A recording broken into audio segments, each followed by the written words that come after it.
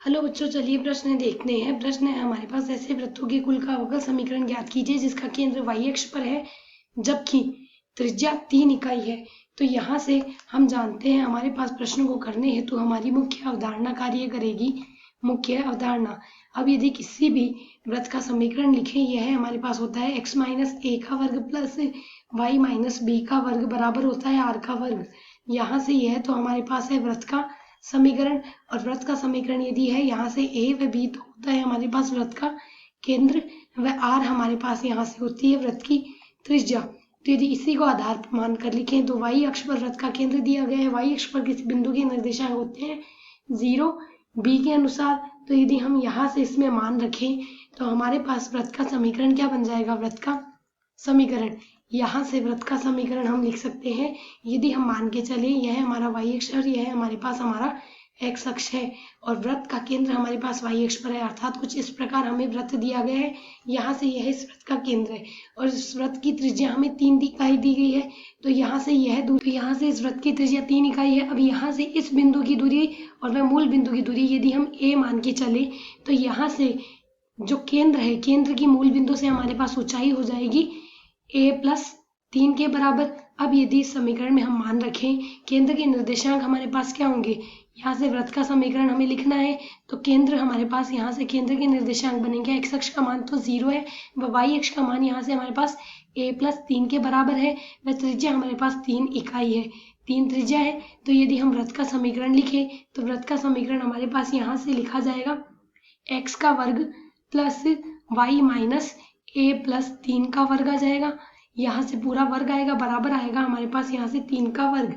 इसे यदि हम सरल कर ले तो यह हमारे पास लिखी जाएगी समीकरण x का वर्ग plus y minus a minus 3 का वर्ग बराबर 3 का वर्ग बराबर 9। यहाँ से यदि हम इस समीकरण का x के सापेक्ष अवकलन कर दें तो x के सापेक्ष अवकलन से हमारे पास यहाँ से मान क्या बनेगा, यदि हम x के सापेक्ष अवकलन कर दें तो x की घात 2 का अवकलन होगा 2x प्लस इसी प्रकार इस पद का अवकलन आएगा 2 गुणा y माइनस a माइनस 3 गुणा y का अवकलन आएगा dy बटे dx। x हमारे पास 9 हमारे पास नियतांक है जिसका अवकलन आएगा 0। तो यदि अब हम यहाँ से सरल कर लें इसे, तो यहाँ से सरल करने पर हमें मान प्राप्त हो जाएगा y माइनस a माइनस 3 का। तो यहाँ से यदि पूरी समीकरण में हम सरल करें तो y minus a minus 3 dy बटे dx बराबर हमारे पास यहाँ से लिखा जाएगा माइनस के x के बराबर। पूरी समीकरण में हमने 2 का भाग दे दिया था, साथ ही x का पक्षांतरण कर दिया है। तो यदि हमें y माइनस a माइनस 3 का मान ज्ञात करना हो तो यह हमारे पास बराबर आएगा माइनस का x बट्टे dy बट्टे dx के बराबर। अब यह जो मान हमारे पास आया है यह हम यहाँ से इस समीकरण 1 में प्रतिस्थापित कर देंगे। समीकरण 1 में यदि प्रतिस्थापित कर दे तो हमारे पास समीकरण 1 से मान यहाँ पर बनेगा x की घात 2 plus y minus a minus 3 की जो घात 2 है उसकी जगह रख सकते हैं माइनस का x बट्टे dy बट्टे dx की घात 2 आएगी। तो यहाँ से हमारे पास x की घात 2 आएगी, बराबर आ जाएगा हमारे पास यहाँ से 9। तो यदि अब हम इसे सरल कर ले तो सरल करने पर मान आएगा x की घात 2 प्लस x की घात 2 बट्टे में आएगा dy बट्टे dx की घात आएगी हमारे पास 2, बराबर आ जाएगा 9।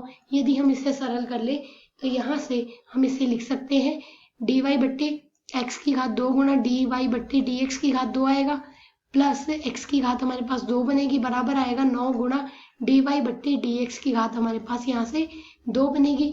अब यदि इस पद को और सरल करें तो इस पद का हम पक्षांतरण कर सकते हैं, dy बट्टे dx की घात 2 को कॉमन ले सकते हैं। तो dy बट्टे dx की घात 2 को कॉमन ले लें तो यहाँ से आएगा x की घात 2 माइनस 9 प्लस x की घात 2 बराबर आ जाएगा 0। यह आ जाएगी हमारे पास दिए गए पद के लिए अवकल समीकरण। आशा है समझ आया। धन्यवाद।